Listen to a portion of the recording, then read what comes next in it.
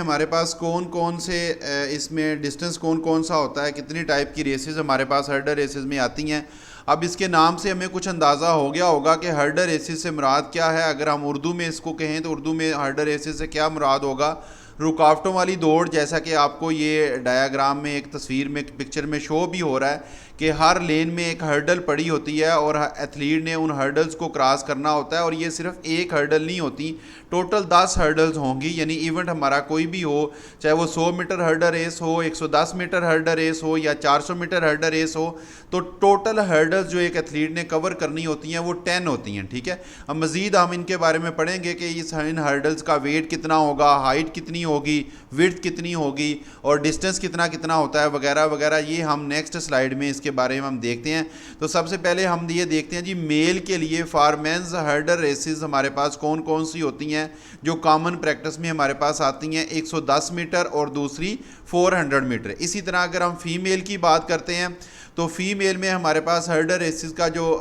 Variant होता है वो 100 मीटर और 400 मीटर होता है। ठीक है, ये एमसीक्यूज़ में पूछ लिया जाता है कि मेल का इवेंट कौन सा है हर्डल रेसेस में और फीमेल का कौन सा है। तो आपने याद रखना है 400 मीटर हर्डल रेस जो है वो मेल और फीमेल दोनों की है, लेकिन अगर 100 मीटर हर्डल रेस की बात करते हैं तो वो जस्ट वीमेन की होती है, और 110 मीटर हर्डल रेस की अगर हम बात करते हैं तो वो सिर्फ और सिर्फ मेल की होती है। ठीक है, अब हम इनके बारे में पढ़ते हैं कि जो 110 मीटर हर्डल के बारे में हम देखते हैं जी। 110 मीटर हर्डल रेस जो होगी ये चूँकि मेल की होगी, अब इसमें हर्डल की हाइट कितनी होगी, तो हर्डल की हाइट जो है वो 1.067 मीटर या सेंटीमीटर में अगर हम बात करते हैं तो 106 सेंटीमीटर हर्डल की हाइट होगी। ठीक है, अब अगर हम 400 मीटर हर्डल रेस की बात करते हैं तो 400 मीटर हर्डल रेस में अगर मेल का इवेंट होगा तो हर्डल की हाइट जो है वो 0.914 मीटर या सेंटीमीटर में अगर हम बात करते हैं तो 91.4 सेंटीमीटर इसकी हर्डल की हाइट होगी।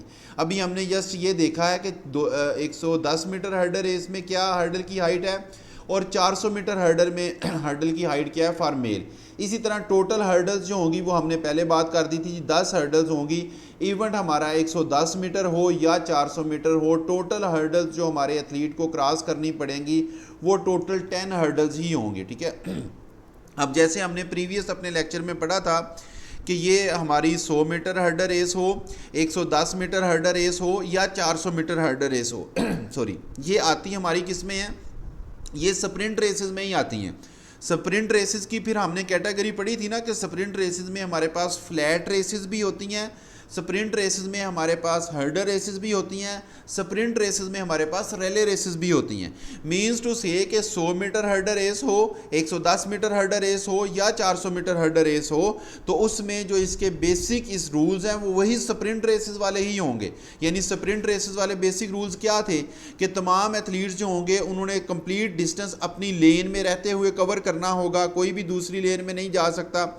100 मीटर हो हर्डल रेस, 110 मीटर हो या 400 मीटर हो। दूसरे नंबर पे तमाम एथलीट्स जो होंगे वो स्टार्टिंग ब्लॉक्स यूज़ करेंगे। ठीक है, तीसरे नंबर पे क्राउच पोजीशन से स्टार्ट लिया जाएगा। चौथे नंबर पे अगर 400 मीटर हर्डल रेस है तो उसके लिए हम क्या करेंगे, स्टैगर्स भी अलाउ करेंगे, स्टैगर्स अलाट करेंगे, उसके अकॉर्डिंग स्टैगर स्टार्ट होगा हमारा। यानी ये तमाम बेसिक चीज़ें हमारी वही होंगी जो हम स्प्रिंट रेसेस के बारे में पढ़ चुके थे, इसलिए यहाँ पे उन चीज़ों को मैं डिस्कस नहीं करूँगा। लेकिन ये अंडरस्टूड है कि इन रेसेस में भी स्टार्टिंग ब्लॉक्स और इसी तरह स्टैगर्स और अपनी अपनी लेन में डिस्टेंस को कवर करना वगैरह वगैरह शामिल होगा।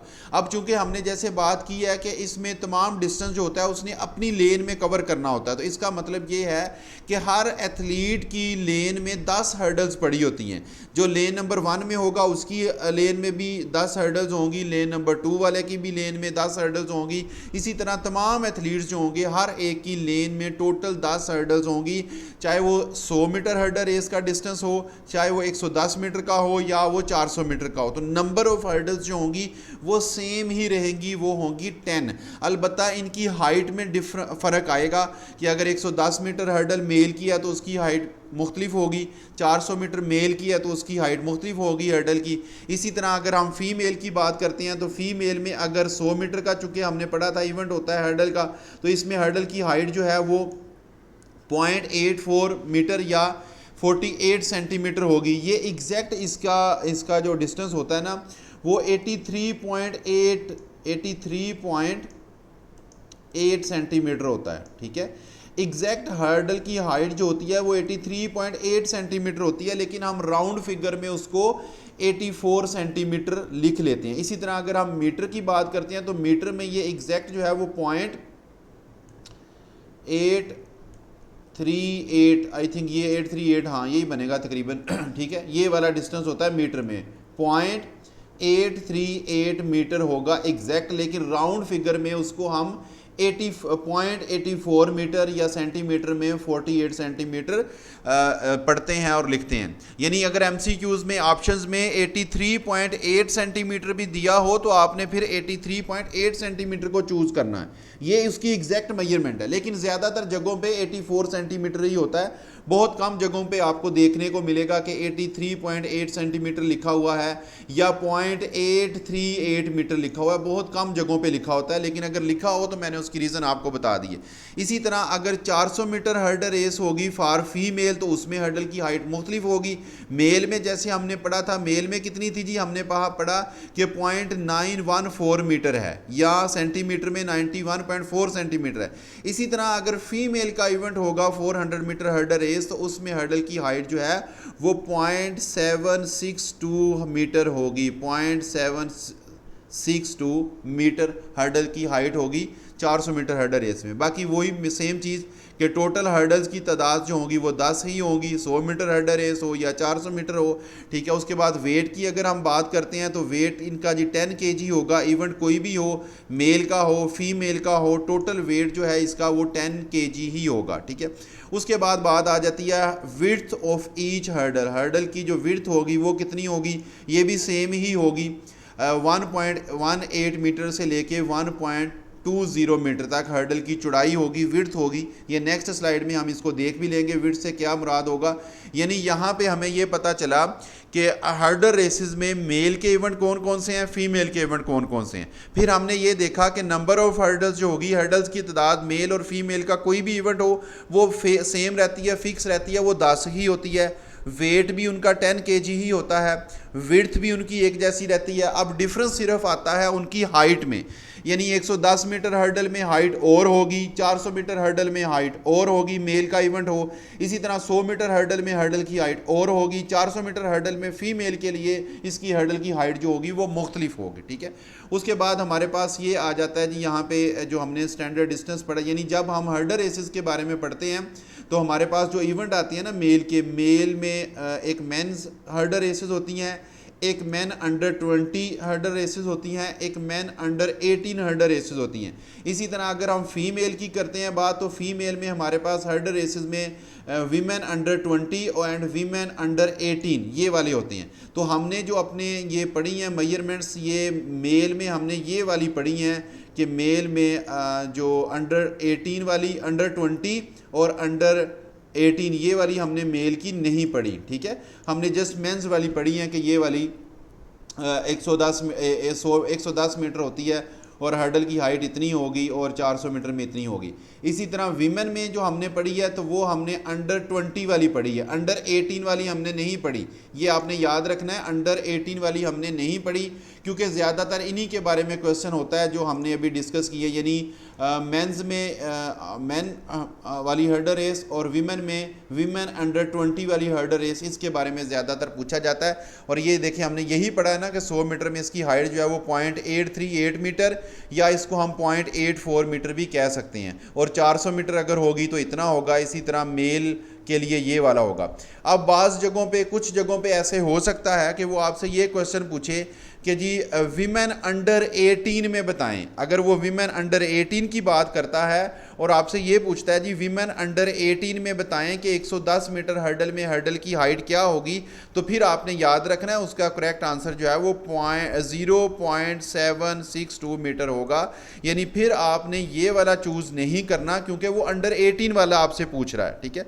लेकिन ऐसा बहुत कम होता है, ज़्यादातर अंडर 20 वाला पूछा जाता है वीमेन में, और मैन में मैन हर्डल रेसेस के बारे में पूछा जाता है, बाकियों के बारे में नहीं पूछा जाता। लेकिन अगर कोई याद कर सकता है तो वो वीमेन में अंडर 18 वाला भी देख ले, अपने माइंड में स्केच बना ले कि ये भी पूछा जा सकता है, आपको क्लियर हो कि ये किस सेंस में 0.762 मीटर बनता है। इज़ इट क्लियर जी? तो सर इसमें भी हम उम्र के हिसाब से हिस्सा ले सकेंगे, जिसकी उम्र ज्यादा होगी वो नहीं ले एग्जैक्टली सकेगी exactly. वुमेन में? जी नहीं नहीं, विमेन में दो ही वर्जन चलते हैं ना, विमेन में दो ही वर्जन चलते हैं, एक अंडर 20 और एक अंडर 18। जो अंडर 18 होगा ना उसमें तो अंडर 18 वाले ही पार्टिसिपेट करेंगे, तो अंडर 18 के अलावा जितने भी होंगे वो अंडर 20 में पार्टिसिपेट करेंगे। Is it clear? Okay ji, next हमारे पास ये कुछ हर्डल्स की डिटेल है जी। ये हमने वैसे टेक्स्ट की फॉर्म में तो पढ़ लिया, अब डायग्राम की फॉर्म में देखें कि 100 मीटर वीमेन जो है उसकी हर्डल की हाइट हमने जैसे बात की है कि 0.838 मीटर, या हमने क्या पढ़ा था कि 0.84 मीटर, ये दोनों ही ठीक हैं, ये दोनों की सूरत में पूछ लिया जाता है। इसी तरह 110 मीटर मैन में हर्डल की हाइट जो है वो 1.067 मीटर हर्डल की हाइट होगी। 400 मीटर वीमेन में 0.76 मीटर और 400 मीटर मेन में 0.91 मीटर हर्डल की हाइट होगी। ठीक है, ये ट्रैक के ऊपर दूसरी साइड पे ये देखें, ट्रैक के ऊपर दिखाया गया है आपको कि ये अगर 100 मीटर हर्डल रेस है वीमेन की, तो ये ग्रीन कलर की जो लाइन है ये आपकी स्टार्टिंग लाइन है, स्टार्ट लाइन है। उसके बाद ये येलो कलर में आपकी हर्डल्स पड़ी हुई हैं, यानी ये हर्डल नंबर 1 है, ये 2 है, ये 3 है, ये 4 है, ये 5 है, 6 है, 7 है, 8 है, 9 है और 10 है। और उसके बाद ये रेड कलर की जो लाइन है ये हमारी फिनिश लाइन होती है। यानी यहाँ पे आपको ये दिखाने की कोशिश की गई है कि हर्डल्स के दरमियानी फासला तमाम हर्डल्स का एक जैसा होता है और हमारी स्टार्ट लाइन से कुछ फासले पर फर्स्ट हर्डल होती है। ये नहीं होता कि स्टार्ट लाइन जो है उसके फ़ौरन बाद ही आपकी फर्स्ट हर्डल आ जाए, बल्कि कुछ डिस्टेंस पे फर्स्ट हर्डल होती है। इसी तरह जो हमारी फिनिश लाइन है वो भी हमारी लास्ट हर्डल से कुछ डिस्टेंस पे होती है। इसी तरह मैन में अगर हम देखें तो यहाँ पे भी इसी तरह 110 मीटर में ये ग्रीन कलर की जो आपकी स्टार्टिंग लाइन है, उसके बाद 10 हमारी हर्डल्स आएंगी और ये हमारी रेड कलर की फिनिश लाइन होगी। इसी तरह अगर हम 400 मीटर की बात करते हैं मैन एंड वीमेन में, तो 400 मीटर में हमें ट्रैक का कंप्लीट चक्कर लगाना पड़ेगा। तो ये चूंकि यहाँ पे ये ग्रीन कलर के जो आपको डार्ट्स नज़र आ रहे हैं ये स्टार्टिंग है, यानी हमने स्टैगर्स अवार्ड किए हुए हैं। फिर उसके बाद ये येलो कलर की hurdle number 1, number 2, number 3, number 4, 5, 6, 7, 8, 9 और ये 10 हमारी 10 हर्डल्स हैं और उसके बाद हमारी ये फिनिश लाइन जो है वो कंप्लीट हो जाती है। यानी इस डायग्राम की मदद से आपको ये दिखाने की कोशिश की गई है कि हर्डल्स कैसे रखी जाती हैं ट्रैक के ऊपर, उनका दरमियानी फासला। अब हमने यहाँ पे ये देखा कि इनका डिस्टेंस आपस में कुछ होता है, स्टार्ट लाइन से भी कुछ डिस्टेंस पे होती है फर्स्ट हर्डल और लास्ट हर्डल से भी कुछ डिस्टेंस के बाद हमारी फिनिश लाइन आती है। तो ये डिस्टेंस कितना होता है ये हम नेक्स्ट स्लाइड में देखेंगे।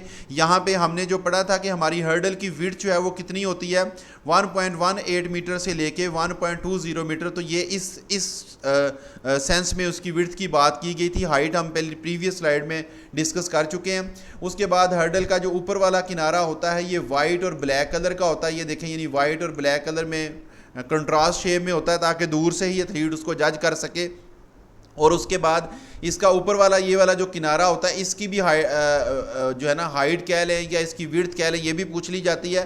तो ये कितनी होती है, ये 6.95 सेंटीमीटर से लेके 7.05 सेंटीमीटर, यानी ऊपर वाला किनारा जो है, ऊपर वाली जो पट्टी होती है वो उसकी चौड़ाई 6.95 सेंटीमीटर से लेके 7.05 सेंटीमीटर तक होती है। ठीक है, उसके बाद इसकी बेस या इसकी जो सपोर्ट होती है, इसके पाँव जो होते हैं उसकी लेंथ पूछ ली जाती है कि कितनी है, तो वो 70 सेंटीमीटर होती है। ये इंपॉर्टेंट क्वेश्चन है कि जो हमारी हर्डल रेसेस होती हैं उसकी जो बेस होती है या उसकी बेस की जो सपोर्ट होती है या उसके जो फुट होते हैं उसकी लेंथ कितनी होती है, तो वो आप कहेंगे जी 70 सेंटीमीटर होती है। इनकी हाइट के बारे में हम ऑलरेडी बात कर चुके हैं, वेट के बारे में भी हमने बात कर ली है कि 10 kg होता है। ठीक है, उसके बाद ये हमारी 400 मीटर जो हर्डल रेस है, 400 मीटर हर्डल रेस जो है चाहे वो मेल की हो या फीमेल की हो, ठीक है, उसके बारे में दिखाया गया है कि ये हमारी स्टार्ट लाइन होगी यहाँ पे। ठीक है, अब स्टार्ट लाइन के बाद ये देखें नंबर 1, 2, 3, 4, 5, 6, 7, 8, 9 और 10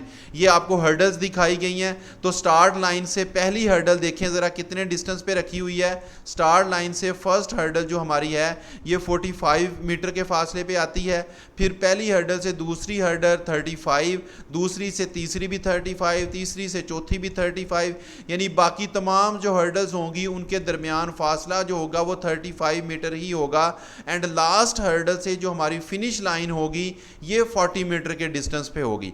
अब एमसीक्यूज में ये क्वेश्चन पूछ लिया जाएगा कि 400 मीटर हर्डल रेस में, अब 400 मीटर हर्डल रेस मेल या फीमेल कोई भी हो, हर्डल्स का दरमियानी फासला जो होगा वो एक जैसा ही होगा, नंबर ऑफ हर्डल्स भी एक जैसी होंगी। जस्ट डिफरेंस क्या होगा कि मेल के लिए 400 मीटर हर्डल की हाइट और होगी एंड फीमेल के लिए 400 मीटर हर्डल में हर्डल की हाइट जो होगी वो और होगी। तो ये क्वेश्चन यहाँ पूछ लिया जाता है कि स्टार्ट लाइन से फर्स्ट हर्डल कितनी दूरी पे होती है, हर्डल्स का दरमियानी फासला कितना होता है एंड लास्ट हर्डल से हमारी फिनिश लाइन जो है वो कितनी दूरी पे होती है। इसके साथ साथ नेक्स्ट जो हमारी उसके बारे में 110 मीटर है, उसके बारे में हमने देख लेते हैं।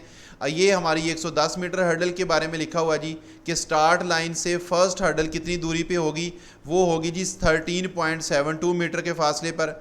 बाकी तमाम हर्डल्स जो हैं वो 9.14 मीटर के फासले पर एंड लास्ट हर्डल जो है उससे फिनिश लाइन जो है वो 14.02 मीटर के फासले पर होगी।